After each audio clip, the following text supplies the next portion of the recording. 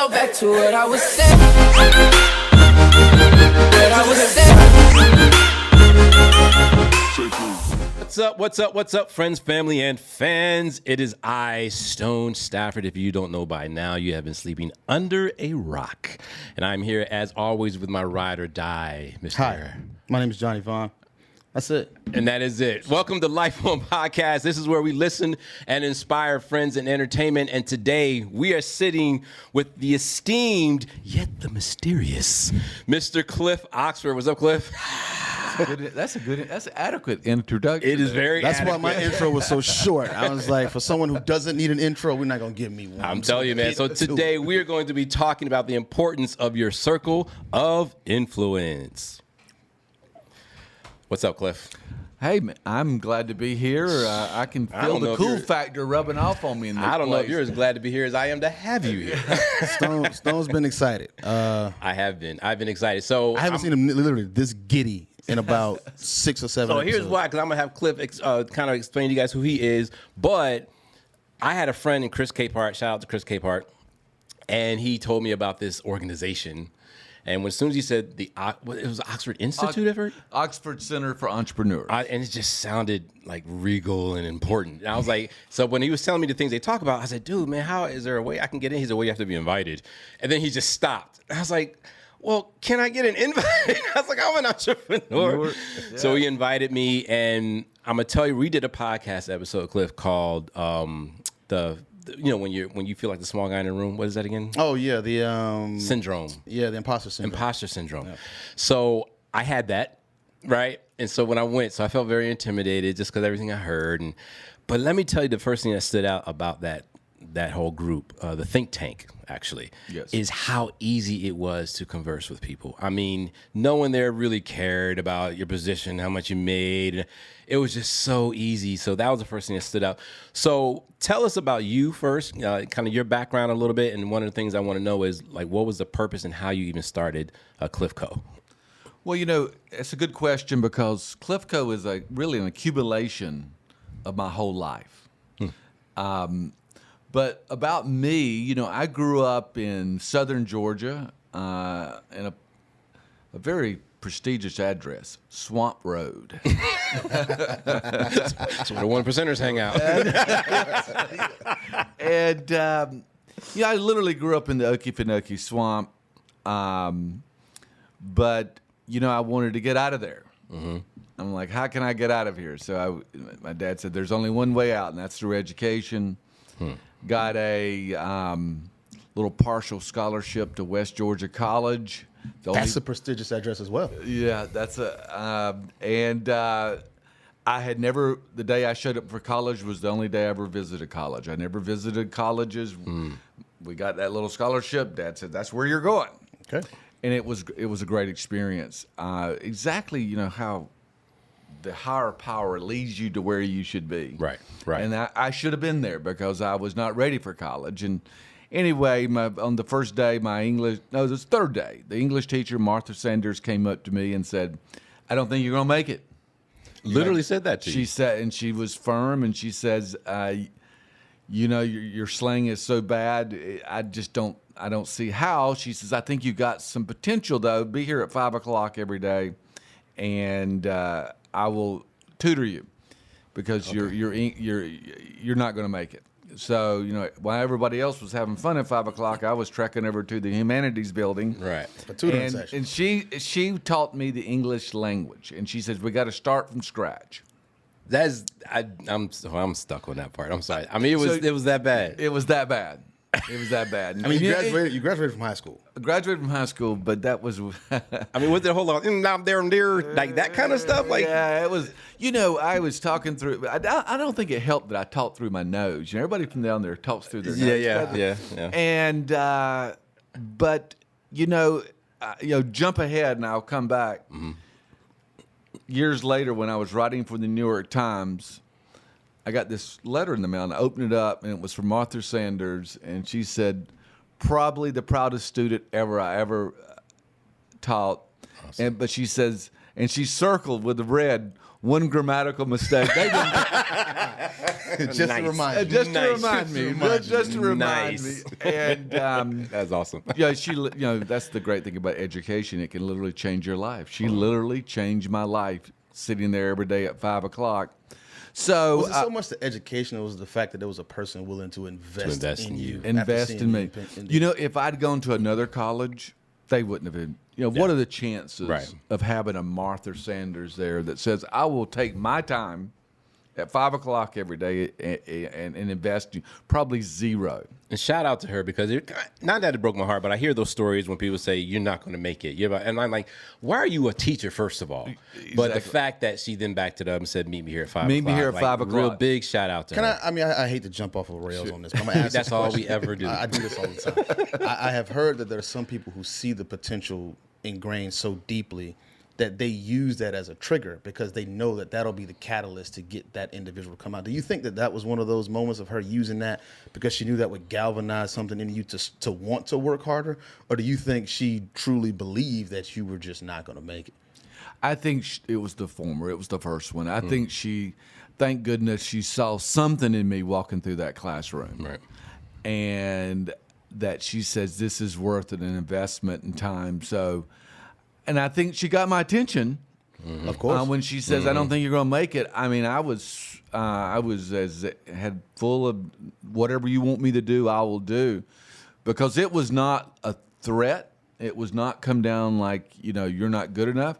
It came down like we got some work to do. Okay, gotcha. It was and she and it was a long road ahead. And yes, I hadn't. You grew up in a subculture that we grew up in. It was a subculture. If you don't have exposure, you don't know any better. And a lot of times we criticize people for their beliefs, and many times we probably should, but sometimes they just had no exposure. Mm-hmm. And if you don't have exposure, you don't know any better, and it's the only thing you know. I've had that conversation with almost every Trump supporter I've known. Yeah. Yeah. And not getting into that, but we really did. Yeah. I mean, that led me to the whole Trump experiment anyway. But yeah, sorry. So you're in college. And we were different down there in a way that we were so much similar, but we came from a household where I guess my dad was probably the only liberal Democrat in a 500-mile radius down there. Yeah, He was well read. He was a farmer, but he was well read, and they're not going to fool him. He's always said these guys are not. I can pick out who's for us and who's against us, and I'm not going to take all this bait. So that was interesting that we that I had that experience down there, but we lost Dad April of 2021, and he went saying Bernie Sanders was the greatest thing in the world. So that was it was a good combination of growing up in hard work. Mm-hmm. Now what was not unlike anybody else, it was just hard work outside. Mm-hmm. It was a farm life? Yeah, well, it was a farm life, yes, it was that, but don't get carried away with big rolling farms and all that stuff. This was back, we cropped tobacco going down the road. You didn't have a picker and all that. So when I say sometimes people think of farms, think of this wonderful rolling lands. Right. Man, it was tough. Wow. So, but then, get back to West Georgia. I went there and graduated, and then I went over to Emory. I got my MBA at Emory, and I was worried to death. Didn't have a good day to start because the dean came in on the first day and said, "I want everybody to stand up and say your hometown and your college." And I was sitting about the next to the last one, and we started going around the room, and I went to Harvard. I'm from Stanford, Connecticut. I went to Chapel Hill, and I'm like, this isn't going to end well. And you're young, right? Right. And it's the first day. You're automatically grading yourself up against everybody else in the room. And I probably should have not been so nervous about it, but I remember I was so intimidated, so nervous, and the guy in front of me, Chris Nezza, stood up and said, "I'm from Georgia. I went to the University of Georgia, and I'm from Gwinnett County," and everybody kind of laughed because that was. Mm-hmm. And it got to me, and I said, "Waycross, West Georgia," and the room got silent. Nobody knew where it was. They just knew it wasn't good. They just knew it was not Yale. They knew it wasn't Yale in Seattle. Princeton. Yeah. So, and I remember it had been better if they all just laughed, right? But it was so silent, and everybody stared at me. And the dean waited about 10 seconds before he went on. So, jump ahead. It was exactly 10 years from that day I went back and endowed the Emory MBA school. Love it. Wow. Love it. So, gotcha. So that shows no matter where you start, you can. Amen. You can work. You can get your way up. So, I did that, and I spent some good fundamental years at UPS back in the day, and then I left there and started a software company, what's now known as CRM. We were the first ones out. And it was like we started getting all these big accounts, said this is easy. Then the big guys got in, and I'm a 29-year-old that didn't know anything other than until that competition got in. And, we wound up growing that company to several hundred people. But what really inspires me to help entrepreneurs, if I had known 2 or 3 things, we were sitting on a $1 billion market, right? Instead of an $80 million company, right? Now that's nothing to sneeze at, though. Honestly, yeah. So you're talking about 29 years old, and I remember when you were here before visiting, and because Fortune, was it Fortune did an interview with you? Yeah, and I asked you, I said, so is it fair to say that you're the father of CRM? And he says, well, yeah, that's exactly what they called me. I'm Forbes. Yes. Forbes, not Fortune, Forbes. And so, I mean, at 29 years old, and for people who don't know CRM, it's what is it? Customer resource management. Every company you deal with that has to take your name and all the address, every single company that deals with customers uses CRM. So I just want to make sure we don't minimize exactly what it is that he started. We set the one thing we got out of it. We set the standards. We came up with a book of standards, and we certified 87% of the Fortune 500. And I thought that's where you were going with that. Okay, yeah. The Fortune 5. 87% of the Fortune 500 came through us. Wow. So that's what really motivates me. I know entrepreneurs need to know 2 or 3 things that are really important, and then the sky's the limit. Let's do this, because let's just cut the crap. Let's get to the crap right now. 2 or 3 things. We're going to get back to all of that. I on purpose said, you know what, Johnny's going to want to ask that, so I won't ask. What are the 2 things? Let's just put it out there now. What are those 2 things?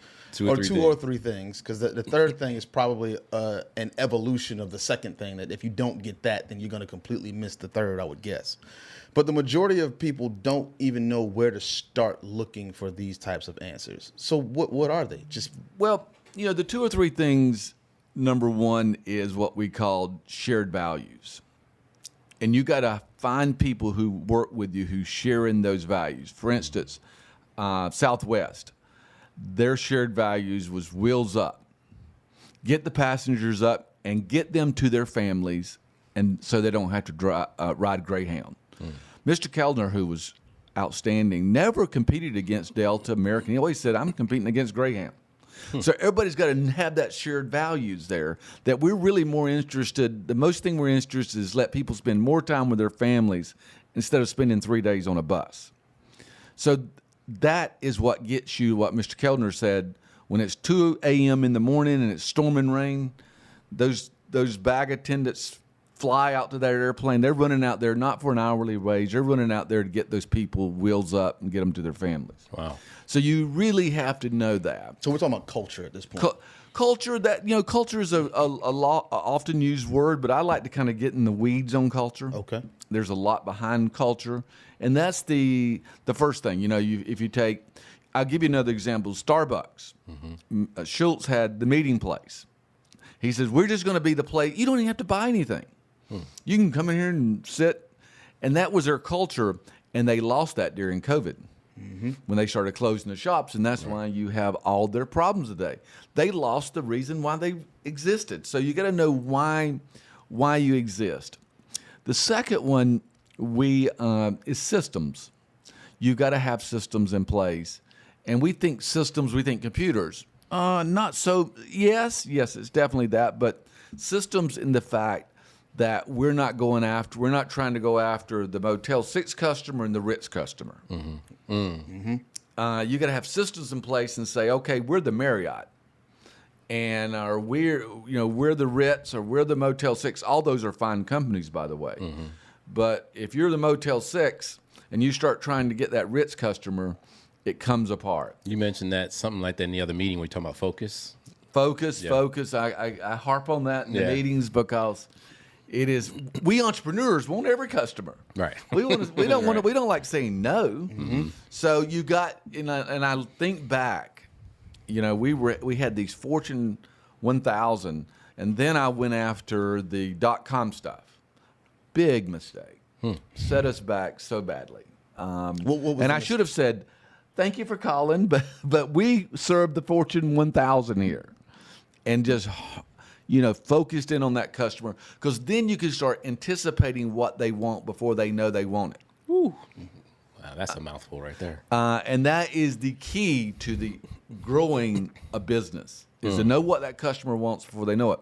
If you go back to Motel 6, we leave the light on for you. That's a very planned delivery by saying don't expect a lot of other things. Okay. You're not going to get the newspaper at the door. You're not going to get not getting new soap every morning, but the light's going to be on. But the light's going. You're going to have a bed. Yes. And the light's going to be on for you. So that's a very systematic message that they're putting out there for their customer. So that is the third thing is, and this is the thing we work on every day. When you're in business, you work on, what we call strategy. And what are you going to do? What are the things you do differently and better than your competitors? And focus on that. That's your go-to-market strategy. I saw Netflix recently, and Reed Hastings, this founder, said he told the Wall Street analyst, we work on this every day. I mean, this is what we do every day. How can we do it differently and better than our competitors? If you're doing the same thing as your competitors, that's not going to work. You're all going to meet up on price, and then it becomes a price war, and it goes down. And then it affects your clientele base at that point, because you're in a bidding war. That's right. You're in a bidding war. And so those are kind of the three things you've got to know. And if I had known them at the time, we were sitting in a multi-billion-dollar market. I'm itching now. I'm sorry. I got so many questions coming on. I'm sorry. And so that's what really drives us to do what we do. If I can help that entrepreneur find that, that's good. So I sold that company to Mellon Ventures and Satish Sanan, who happened to have a horse in the Kentucky Derby, and right in the middle of the deal, the horse breaks its leg. And that I go to tell people, when you go to sell your company, everything bad that can happen will happen. Everything's a bad omen. You got to get through them. So, but after I sold it, I went back to Emory, to the very folks who, and later on they actually good-naturedly ribbed me about that. All my classmates, like, who is this dude? How many? How they let this guy in here from West Georgia College? Because Emory's got kind of a little bit of a complex. They like to have the Harvard and Yale, because they want to be Harvard. We want to be Harvard and Yale. Right. So I went back over to Emory, stayed there 3 to 4 years, and really sat down and said, I came to so many near misses of blowing the company up. Let's sit down and think about, from a content perspective, how do you really grow these companies? And we got to get past passion, all that stuff you hear every day. All entrepreneurs have passion. I don't have to motivate you. Or you wouldn't be doing it. You wouldn't be doing it. Yeah. So I'm like, that's just BS. let's sit down and come out with it. So we came up with an MBA program from entrepreneurs and came up with the content of how you do it. And so I'm at the business school, and okay, I'm 39 now, thinking I know everything because I just sold a company and designed an MBA program. And I said, yeah, exactly. What were you doing at 39? And then I'm almost there, and I'm not doing that. Okay. I am. So I said, we're a business school. Should we invite businesses to the business school? Oh, I don't know about that. You know, you're getting academia. Mm-hmm. And everything there is important except for the important things. You know, you get to argue about, well, who teaches what class and what time. So I said, I'm going to invite some people to the business school. And that we did, and man, all these CEOs, entrepreneurs started showing up. And it became a parking problem. They came to me and said, we got a parking problem. You got too many people coming. And I said, well, you said nobody was going to come. And now we got a problem. So, but Emory was very key for me starting Oxford Center. And I finally, they got a new dean in, and he and I sat down, and he said, why don't you take this commercial? And I think he was trying to get me out of the business school. And I said, well, I will if all the IP is mine.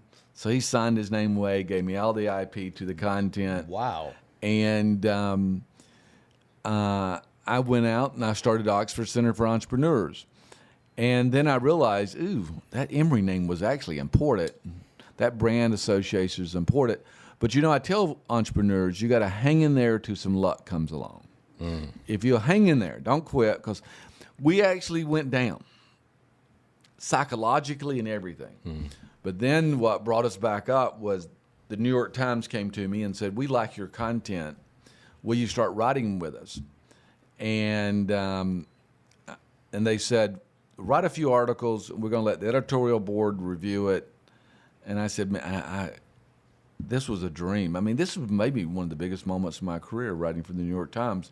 It wouldn't have been for everybody, but for me, where I had come from, it was really important. So anyway, the quick story on that, I wrote this article, sent it to them, and they called me and said, the editorial board will give you a courtesy interview, but they decided that this is not going to work. So I went up there, I flew up to New York, and I said, every journalist wants to write for the New York Times, and they say it's the greatest thing in the world. So, this is a lesson for entrepreneurs. I'm like, if I go in there and beg them, they're going to say, go home. Right. So I went in there, and I remember it was the day after Romney had debated President Obama. And I don't know if y'all remember that first debate. Oh, sure I do. Mm-hmm. That first debate was probably the only off day I ever seen President Obama have, right. That was his off day. And they were all gloomy. They were sitting there, and I'm this guy from Atlanta, red state, right? And I come in and sit down, and they're like, they were all depressed. And I sat there, and they said, and I said, look, you need me more than I need you. I run through my neighborhood. I don't see New York Times papers sitting out at the end of the driveway. That's nice. And I said, why don't you have another geographical view? Long story short, it worked. Nice. They said, we'll let you write.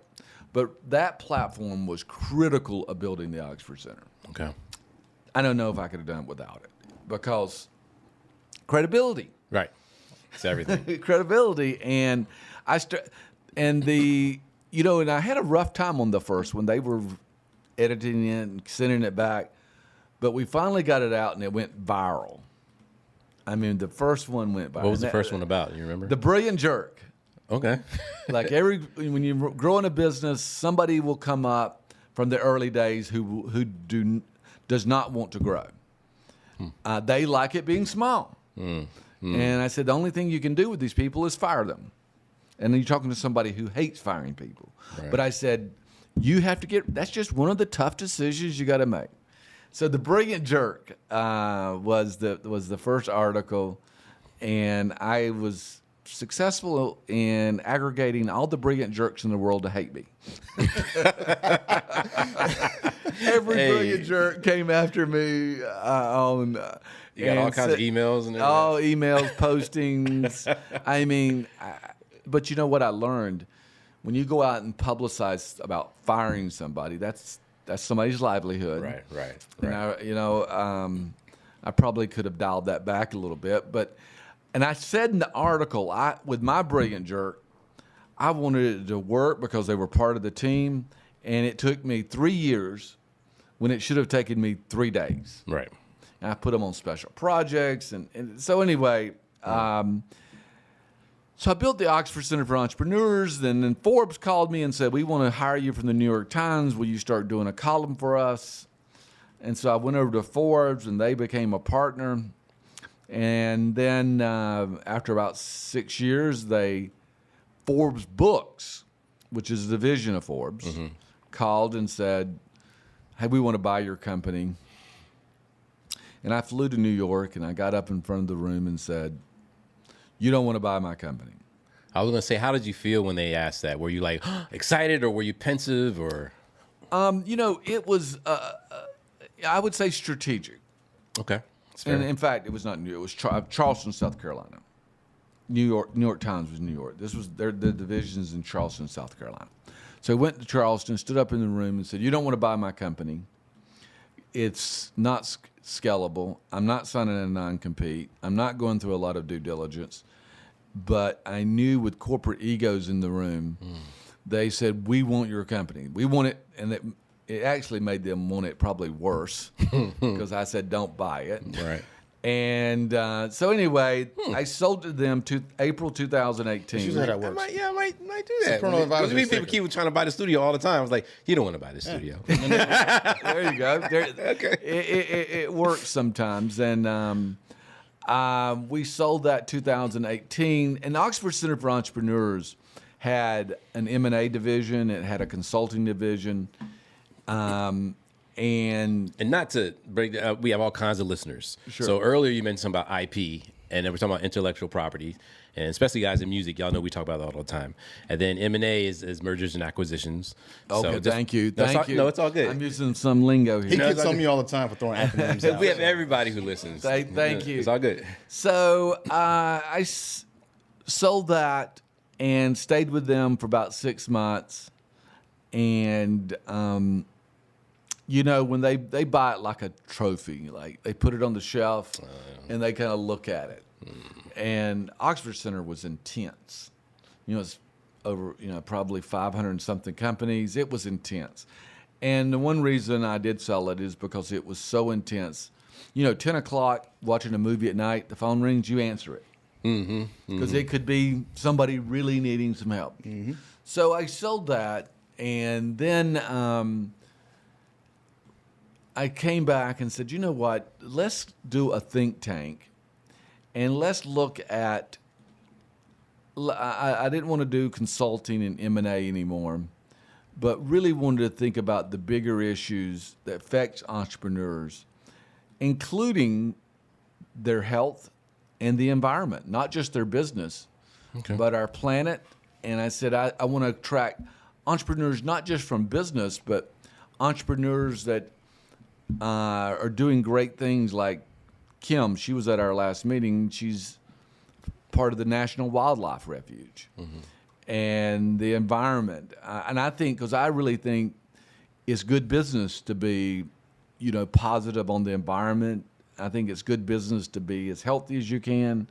So I said, Is it more so just balance in general? I mean, you get a bunch of different trains of thoughts from people who are at success levels, yours and your peers. They'll say you have to be laser focused, and then you have others that say you have to have more of a diverse cultural. And like George O'Leary just came out not too long ago and said that he doesn't want to hire a workaholic, specifically because he felt that people with a work-life balance who are into the arts or dancers can be more beneficial to him when they have that combined focus. Is that why you looked into branching out?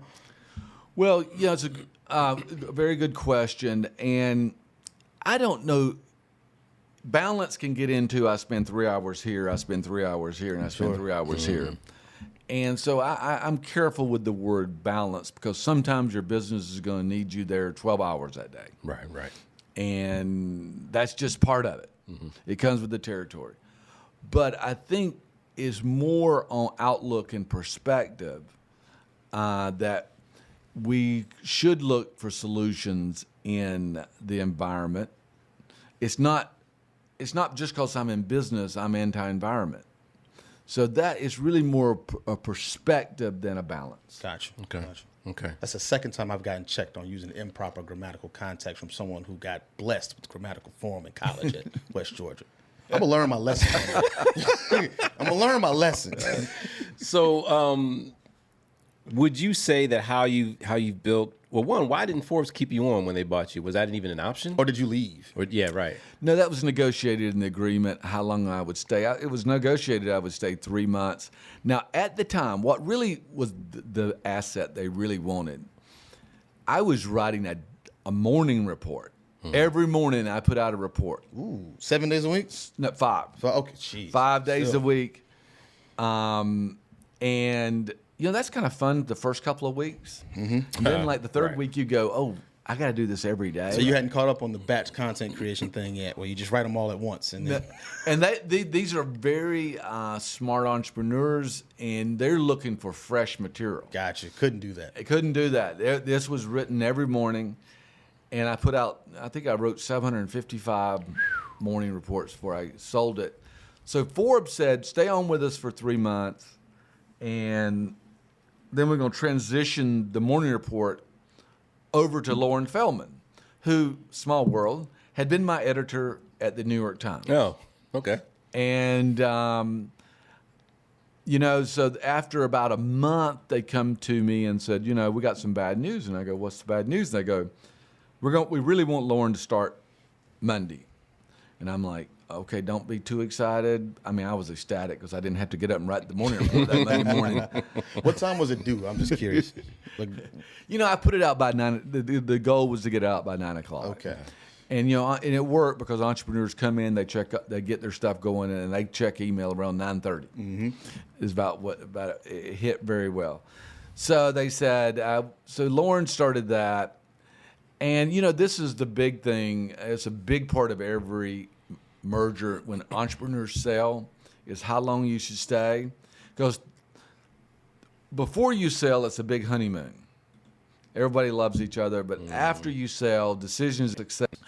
So they looked at it. So that's why that's why I at a new companies. So that is so I sold that. So then we jump up to I was out for about a year, and came back and said, I still think we can contribute through Cliffco. And we got with Porsche. They agreed to work with us on it, and that's where we are today with Cliffco. And looking at those 2 or 3 things you need to know about entrepreneurs, we definitely cover that. But just like Stone was at our meeting last week, and we're looking at black belt health, and that is a high performance health exam. Yeah. We're looking at, we had somewhere between heaven and hell, and those 2 companies are right there where they got to make a decision to focus. Yeah. Let me jump in on that, Sure. because that's something that you do that I think is amazing. And again, we're talking about your circle of influence, and one of your first tips to entrepreneurs was shared value. So you have to surround people who share the same values you do. He does. All right. So Cliffco in itself is kind of a think tank, but then you do these super focused think tanks where, and if I ever say anything that's proprietary or something like that, we can always edit it out. But he gets maybe 12, 14, 15 business leaders, business owners together in a room. And he goes around the room. It's like, okay, what's the problem you're facing right now? What's the biggest challenge you're facing right now? And someone would say, payroll or whatever. And literally Cliff goes, all right, guys, what does he need to do? And he sits back. And then we just start chiming in because somebody probably experienced it or some whatever. It is the most amazing, and I haven't told him this, so I'm telling you now, it is the most amazing thing like ever, ever, ever, ever. I mean, the podcast thing actually ramped up after that meeting. We had so many ideas that came to us from that thing. So again, it's that circle of influence that has been amazing. You have 3 books out, right? Yep. Redneck Reverie, Lambs to Leaders, which I just picked up, and No Grow Exit. Right. Can you kind of just share a little bit what each book talks about? Because it sounds like a progression. Yes, it is. Lambs to Leaders, and LAM stands for Liberal Arts Majors in Business Society. Oh, nice. Didn't know it was an I didn't acronym, know huh? that. And, you know, when they show up, they are lambs because they don't have the terminology that many business students do. I mean, basically, business school, you get taught Lingo. the lingo of business. Yeah. And when they, but we saw highly successful people coming from the arts. Like they get into business, and if they can get over that hump of the first 6 months, they contribute greatly with their creativity.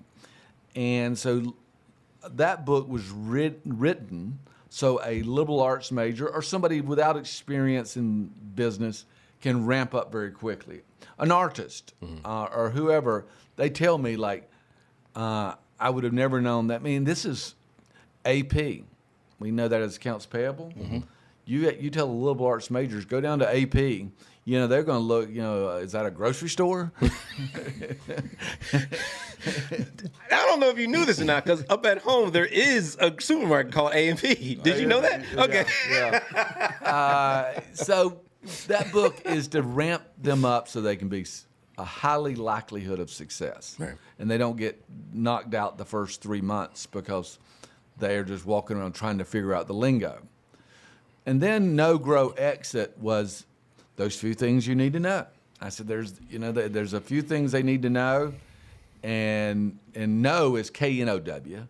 Right. Grow, exit, and how to exit. Because here's what you can do: the no part, you can grow, and you wouldn't believe how many screw up the end game. They get into the exit and they blow it. Well, that's with everything, man. I mean, I've been playing chess for 25 years, and I'm still working on that. My dad has been working on it. I mean, and then he applies it to life and my business, because my first business failed because I screwed the end game up too. What is it that people mess up at the end? Is it being too passionately connected and not being able to cut the cord? Because I found that was my problem. Or is it something that's deeper than that? It's that and a lot more. There's so many ways you can screw up the end game. And then, here's the big thing. Let's say the exit culture, which consists of lawyers, accountants, investment bankers, and the buyer, all of them are on one team.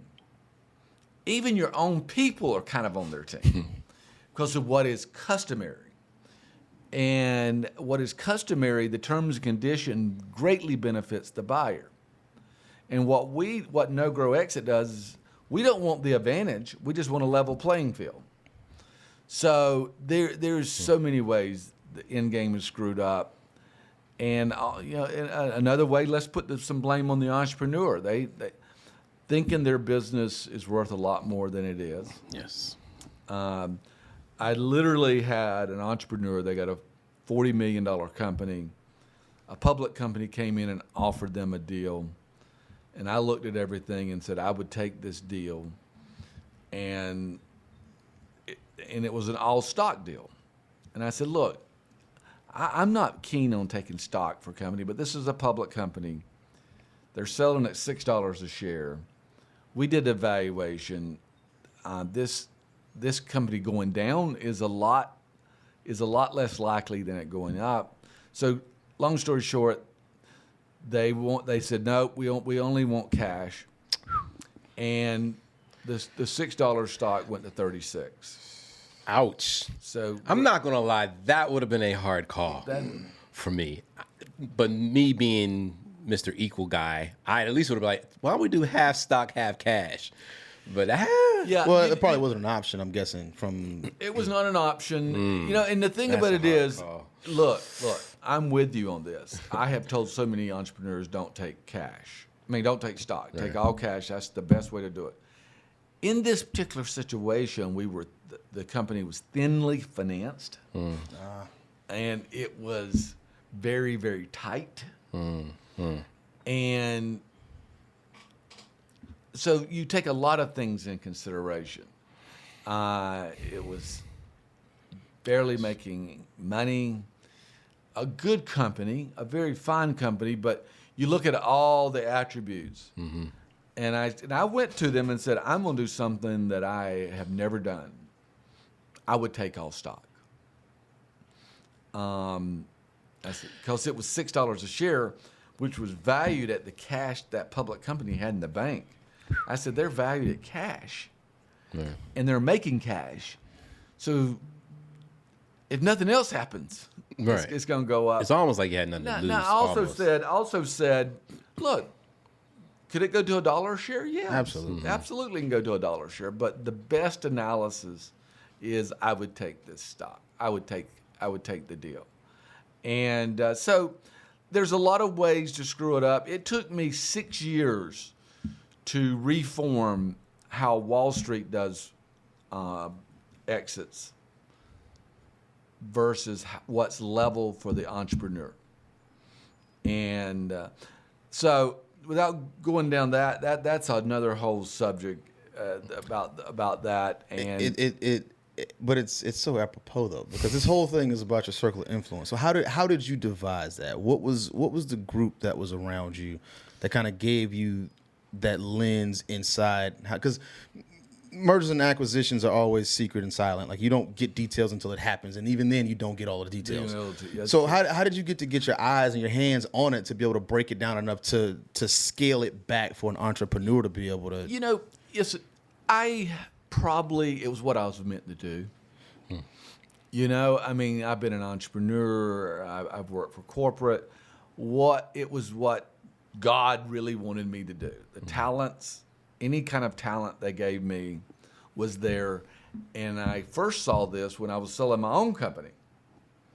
The first time I sold STI Knowledge, I was going, this isn't right. And I had some skills of negotiation. I knew how to do that, and looking at documents, looking at terms and conditions. And most of the time, entrepreneurs go, okay, y'all handle it. Guilty. And that's a very dangerous thing to say at the end game. And Because they will handle you. They will handle it, all right, and they'll handle you. So I really went back, and this is, I had the time in Emory, when I was over at Emory, to sit down and really look at the different processes and say, first of all, everybody here is rewarded for length of the deal, time of the deal. The longer it goes, everybody here gets richer but me. Time brings down my price. Time helps all you guys. Right. And so we shorten the deal a lot. And I'll give you one quick example. Letter of intent. Go back and forth, back and forth. Time kills deals. What we said, part of our process is, you get 30 days to negotiate the letter of intent. On the 31st day, we all get in the room and we resolve all the issues, or the deal is off. I like that. Hey. I like that. Music industry is notorious for dragging it deals. out. So that's just one. And I think we came up with 360 exact things like that, where we changed the playbook. Nice. And it took a lot of work to get that done. It took a lot of work. So I enjoyed it. I love it. It's an addiction. Is that process still evolving? Because, I mean, business is changing now. You got more conglomerates consolidating more and more. Is the way that they're doing it going to affect the way the little guy has to do it? Well, under 100 million, let's say your company's under 100 million, the little guy should do it dramatically different than what the bankers walk in and want to do. And yes, it evolves. In fact, there's no two deals are the same. But we just wanted a level playing field and didn't want, I call it the culture of the exit, which is all the other players, to make gains when the entrepreneur loses. They actually built the company. we're all here because of the entrepreneur. Right, exactly, exactly. One thing I like about Cliff, I will say, is he doesn't give advice on things that he quite literally would not do himself. That's the genuineness, if that's a word. So if someone comes in and says, take the $6 per, you take it because. And matter of fact, he said, you know what? I never say this, but and that's the way he phrased it. I would actually take the stock. Yeah. And he does that a lot. I really appreciate that, because anyone that gives me any advice that they wouldn't do themselves. Mm-hmm. Yeah. I found out the money comes, just be genuine, do what's right, and the money comes around. And I don't, in fact, in writing the blog that I do now,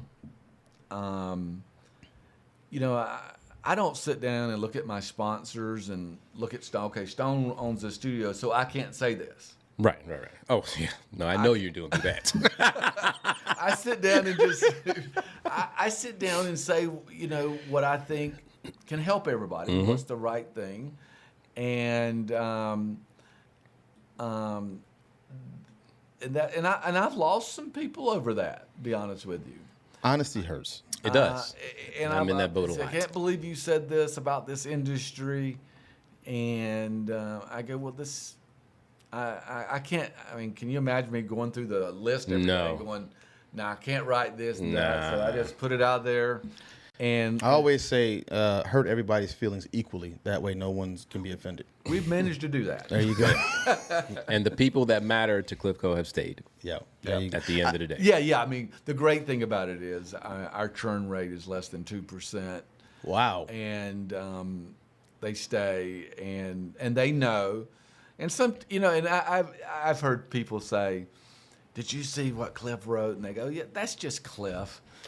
That's just Cliff." Yeah. And that's good. And it's very specific and real, because he does have his own unique. And I gotta share one. He has his own unique writing style. I usually have to read stuff like 3 times. I'm like, what did he mean by? Okay, all right, I got it. And see, these guys put up with all that. Most people wouldn't put up. And let me tell you, this is how you can tell if you're thin-skinned or not. It's just come to a meeting and have him let you present something.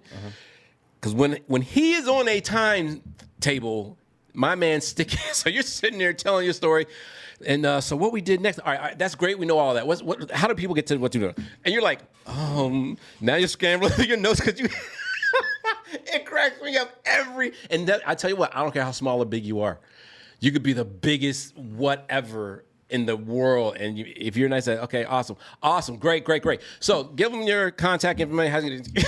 Yeah. Now, if you can't handle you got to be able to handle that. Cliffco's not for you. And you know what? It's a filtering process. Yeah. People who are not comfortable with that, they filter out. They do. And probably the biggest thing about Cliffco is getting the Stones of the world, who's very busy, got a lot of things to do, to come down and sit 3 hours. Those people in that room, if they go to a Chamber of Commerce meeting, they're leaving at break. Absolutely. They're bored. Yeah. I'm leaving at break. Yeah. Leaving at break, whereas, so getting all those minds in the room is probably the biggest accomplishment of Cliffco. That was my next thing I wanted to ask, because we don't have enough time. Cliff, I hope you'll let us do a part 2 and 3 one day. You mentioned lingo. Language is very, very important in every business. You have to understand how to speak to who you're talking to. And you've said a couple of buzzwords that have been traversing every industry that I'm in. Level playing field is a big one. Every finance industry right now, that's like the big thing. Even in governments, Sri Lanka just defaulted on bank loans, and people were saying that it's due to the lack of a level playing field and who they had to pay and how much. All these things are popping up, these buzzwords, these bubbling things. Is that a part of what you want the legacy of Cliffco to be, is disseminating this information out so that it starts to trickle to more entrepreneurs through the entrepreneurs you touch? Or is it more so the secret society type thing where you just keep it at Cliffco, and if you're in, and you don't get it? And we sacrifice ducks. Yeah. Which is it, Cliff? I'm going to let you think about it, but I want to know the answer to this one. I have to really think about that. That's a really deep question. That's a deep question. Yeah. That's well thought out and deep. I've spent the last 45 minutes putting that one together. That was a good one. That was my magnum opus. That may be the best question I've ever had. Awesome. He's known to do that. That might have earned me my invite to. Yeah, He's known to do that. Yeah, that may be. I'm definitely interested and in a lot of hearing- people want to know the answer to that question in Cliffco. They're like, what do we do here? Can we invite this person or what? And in fact, I wrote that this week. They came to me and people go, let's do introductions. You did. And I wrote- didn't know what you meant. So please, I didn't quite know what that meant. Like, I didn't. People are saying that a lot. I mean, sometimes I try to be maybe too cute.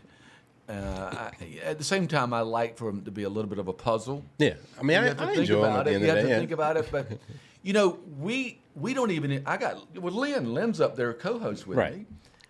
me. I don't introduce myself. I don't introduce her. We kind of go, okay, who's up first? Right. Exactly. And we go into it. And I got all these people coming. We want in so many amazing people. Can we go around the room and introduce everybody? Oh, I see. Okay, all right. And I go, no, God, we're that not would going to do take that. forever. And, and this is really important in growing a company.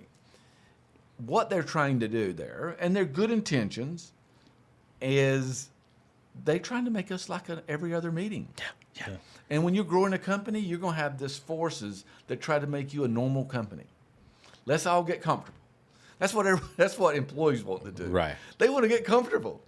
And your job as the entrepreneur is to, light it up.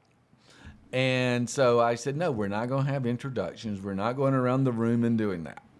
Just no. And so this is kind of getting back to the secret society, or is that I wanted to disseminate it out. I want, and I got I got Porsche's involved here,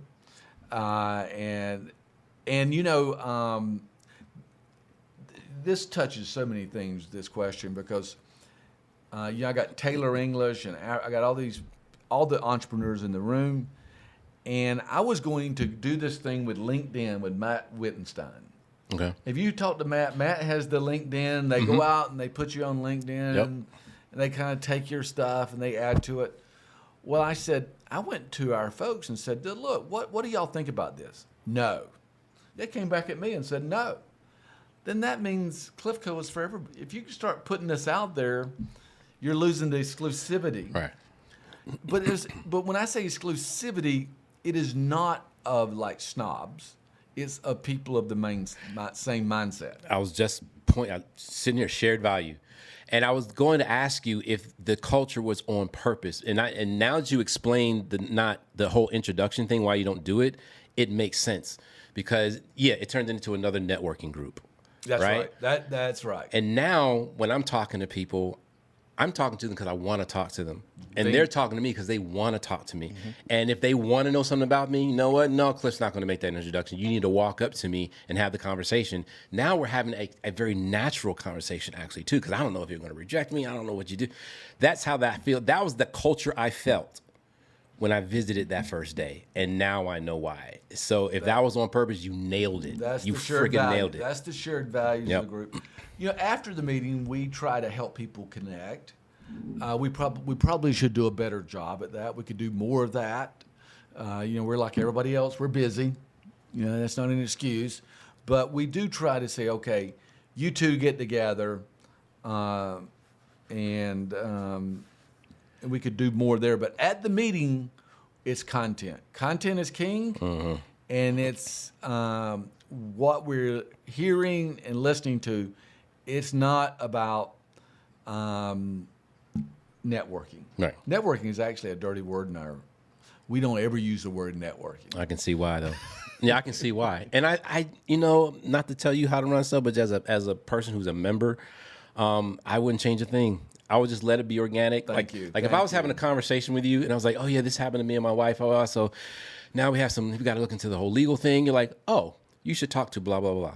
Just organically like that. Organically like yeah, that. but I wouldn't change a thing if I were you, if, whatever that 2 cents is for. Thank you. Thank you. That's very reaffirming because we get constant pressure No. to make this, universal. Mm-mm. And then it gets down to also as the entrepreneur, do I want to be part of that or would I rather be part of what we're doing? I'm finding more happiness in the same mindsets. Yeah. And the invitation thing I think is great because you're not just looking at the person that's being invited, but you're looking through the lens of the person who's inviting them. Yes. right? Yes. And if you don't really think too highly of the person inviting them, you have that option. Be like, we're kind of good right now. Yeah, there you go. Because like mine's, right? Just like you can't sign up on the internet. We could really get a lot more if we just wanted members, but we got to keep that room for entrepreneurs with the right mindset. Yeah.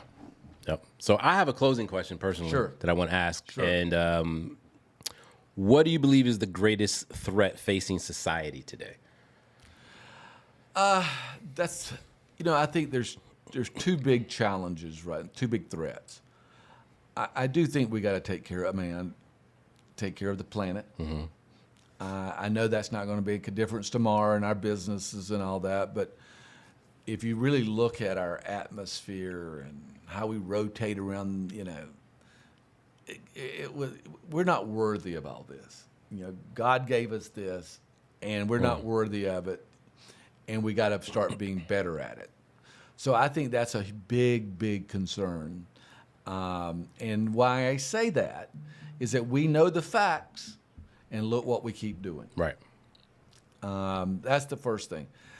The second thing is, bring it down. That's on a global basis. Now, on a country basis and an entrepreneurial basis, the best thing we got going for us is that you can go down there and start a business. Hey. You get in an Uber driver and somebody from some other country, they go, I love Uber drivers. They see opportunity everywhere. Mm-hmm. And because they say, where I come from, we couldn't do this. Right.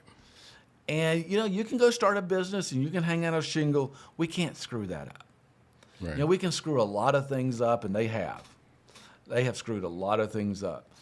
But when that is taken away, that would be the immediate threat. Now, I think there's some threats to that right now. No, there are. There's some threats to that.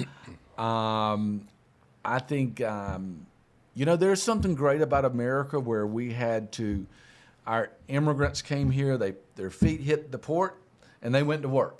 Mm-hmm. And that was kind of, you were expected to do that. Now, my son, Nick, Peloton. Love Nick, yeah. And at the height of their success, he was sitting in the living room, and he had over $300,000 in stock options. He was like, Dad, I can get a house now. And I said, you know what? I am so proud of you, and I'm so proud of Peloton. The way y'all do it is not the way we did it. But hey, look, I'm glad you're doing it.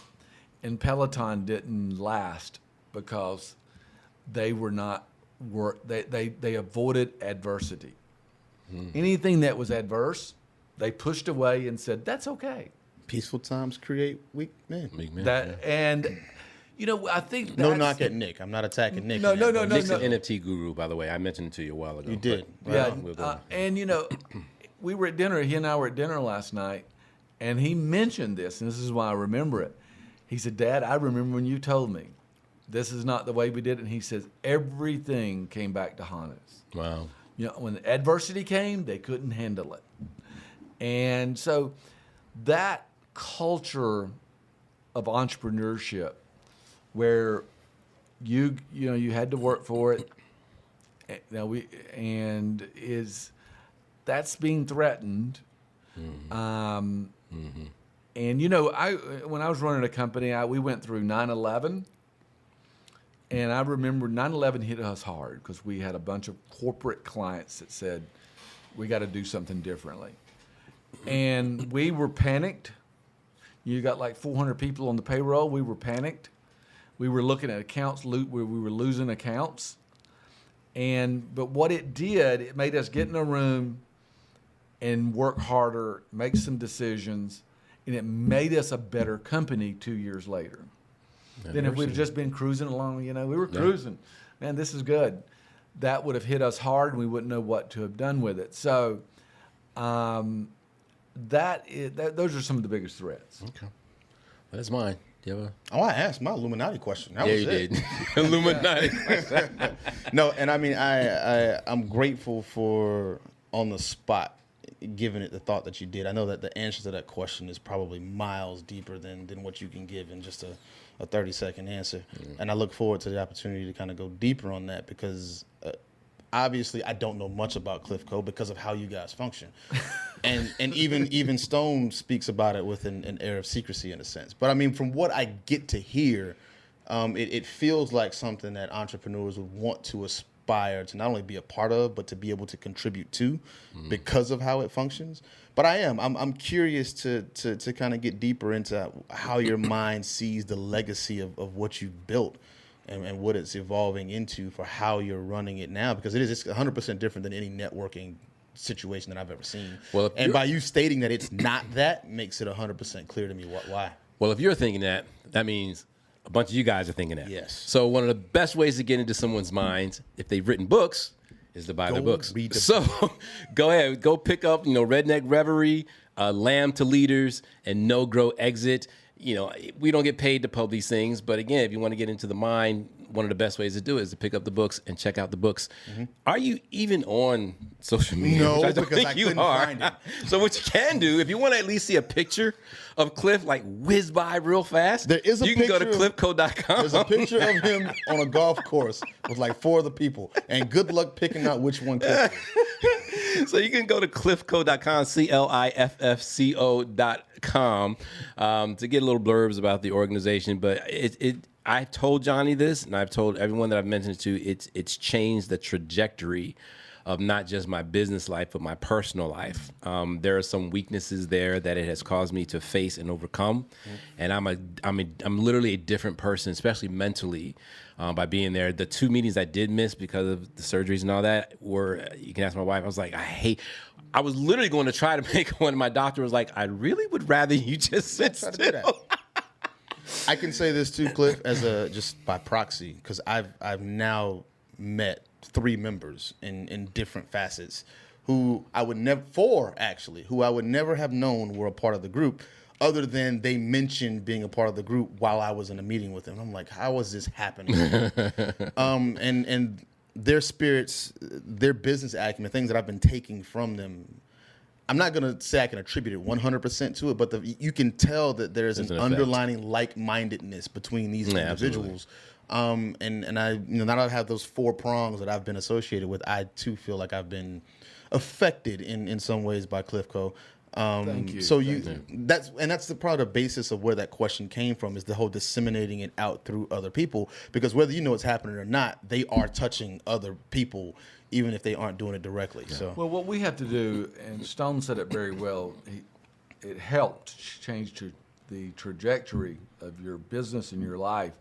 That's far more important to us than having 50,000 members. Right. If I had 50,000 members and I'm not helping your life, then I'm not nearly as happy. Right. So that's what we got to keep the shared values on, is that people say, you've changed my business and my life. So that's what's really important to us. And that you have. So thank you so much, man, for Thank joining you. us. This was a pleasure. Cliff, You guys already know you can go to www.lifeonpodcast.com. We have the latest 10 episodes up there, and don't forget to check us out on YouTube if you want to see all of our beautiful faces. If you ever want to holler at me personally, I'm on Instagram at Stone007.